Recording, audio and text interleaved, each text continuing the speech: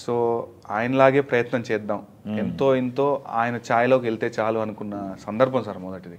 అలాంటిది ఈ రోజున పాటకు వస్తున్న అప్లాజ్ చూస్తుంటే శాస్త్రి గారి లాగే మీ ఒరవడి ఉంది అందులో పాటలో అంటుంటే చాలా సంతోషం వేసింది సార్. శాస్త్రి గారి టాపిక్ వస్తుంది కాబట్టి ఆయన కలిసారా శాస్త్రి గారిని? కలిసాను సార్.